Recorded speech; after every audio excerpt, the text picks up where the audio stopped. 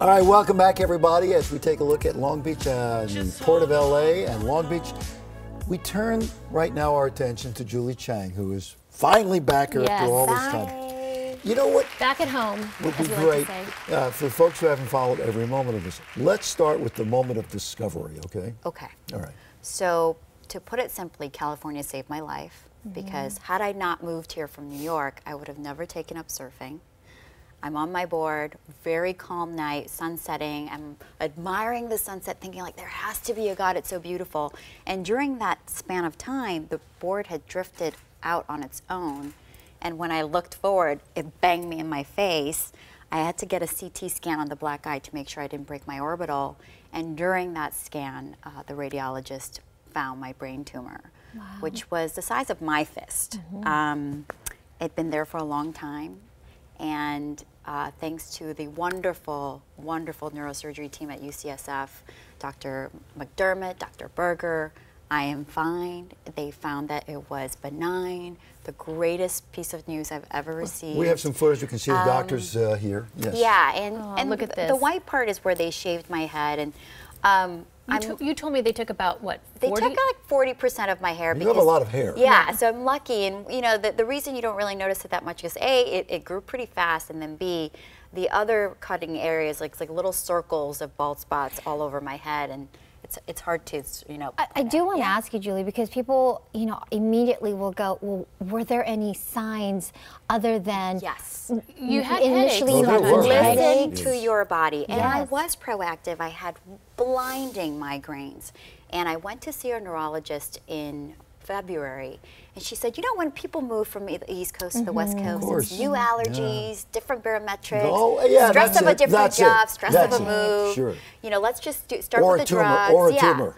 And so if you feel there's something wrong, go get an MRI. There's nothing bad that comes out of it. You know what I mean? It'll make you feel better. Exactly. Peace of mind. Yeah, because what was happening is I was on these really strong migraine pills and just masking the pain and what was really going on. And the MRI, that was the bingo moment. Yeah, that was the bingo moment. Let's see what else we can look at here as we go through the steps and stages. This describes so your eyesight, right? I'm 100% back with the exception of my vision. So there's actually nothing wrong with my eyes, but the pathway from my brain to my eyes. What you're looking at is my left eye on the left and my right eye on the right. Where it's black is where I don't see. Okay. So as of right now, I can't drive. And because it's been 2 months, and a lot of the healing is front-loaded, it's a good chance that my vision will stay that way. Right. So you don't know if it's going to come back 100%. But this is only... So Uber, call me, we'll work something out. This is a time issue, though, right? You won't know until you know or don't know, right? Right. Yeah. If it doesn't happen by month 3, it's probably, you know what I mean? But here's the way I look at it. Like the fetus knows when to grow a heart, when to grow a brain. Oh, look at that. That's the tumor popping up. This is shocking. This is amazing technology, how they can push the X-ray machine all the way through your face. And there's my eyes and nose. Why?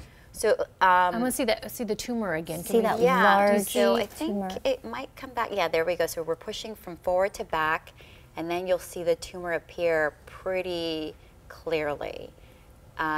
Right there, right? So that big You white always say the mass. size of a clementine. Yeah, and what's hard is you see it was really right in the center core of my brain, and it was where one of my ventricles is, which controls all your sensories. Is it hereditary? Did the doctors tell you anything about how it ended up there in your head? That's a big mysterious question about tumors. Nobody really knows what brings them on. How they develop. Yeah, how they develop. I mean, I think for me, it's probably just I've not done a very good job of sleeping. You know, I've been doing morning shows for probably like 11, 12 years, and I don't need to be preaching to you, but I mean, you're much better at, I think, making sure you go to bed and all those things, and I was sleeping in fragments, and when you do that, you don't get REM sleep.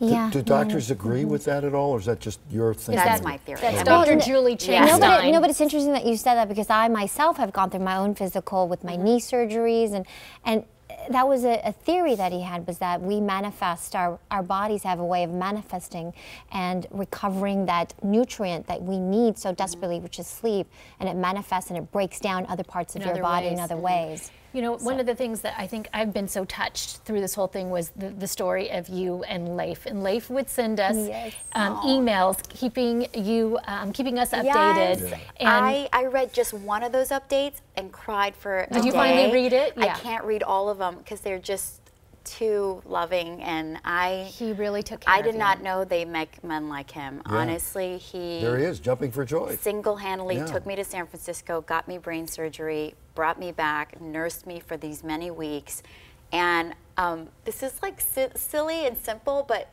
I mean, we reached a different level of love. I mean, I was in the hospital, and it wasn't the 4th day until after surgery I realized what was going on, and I thought my hair was braided because my hair felt so tight. Aww. And I thought, oh, that makes sense. They wanted my hair out of the way so they can make the incision. And what had happened is my blood had congealed.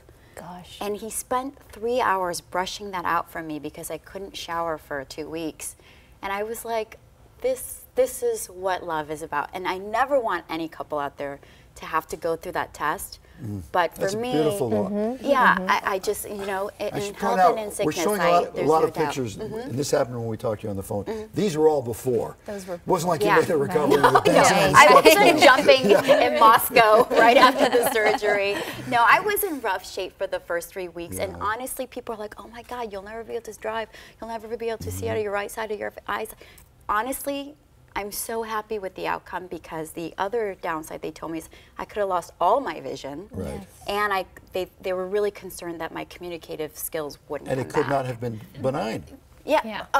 Come on, let's go to the basic issue really. here. Yes. And I would not change a thing of what happened in the last, anything about my life. You know what I was aware of? Because we were in pretty close touch through a lot of this. I talked to you the night before your surgery. Yeah. And you were up. You were up and ready to go. At that point, I'm like, I just want that thing out. And then, depending on the week or the day, either I get responses from you that were effusive and things are good, or nothing. Yeah. And I could tell when the nothing was happening. Yeah, what the was biggest going side on. effect of brain surgery is depression. And I have to like literally take a moment to thank every one of you at home because I never had a chance to reach that point because I was just flooded through social media, through whatever way people could reach me that I was thought about, and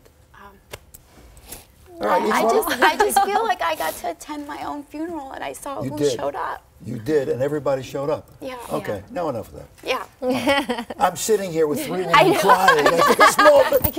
And the best part, engaged too. Yes, I got engaged. I know. I was always scared of getting married, but like you finally said yes. It was so, the clarity like happened like a ton of bricks, and I just am the luckiest person alive because I feel like, you know, not everybody gets to hit that reset button. No. And I feel lucky that I got to hit it at an early age. You know, I get to take true stock of my life. And keep it. And I hope so. You know, next, by tomorrow, I'll be complaining about the little Where's stuff. my parking space? I'm unhappy.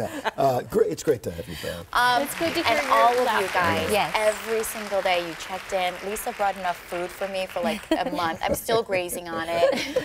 Steve, you took me on that beautiful walk. And Maria, you were drumming up social media for me because you knew I was reading all of the messages. Even with my broken eyes, I would be covering one eye, reading all the messages. And we have to move on. Yeah, the recovery happened with everybody. The director doesn't want to have to play you out this moment, but go ahead, play the music. It's all right.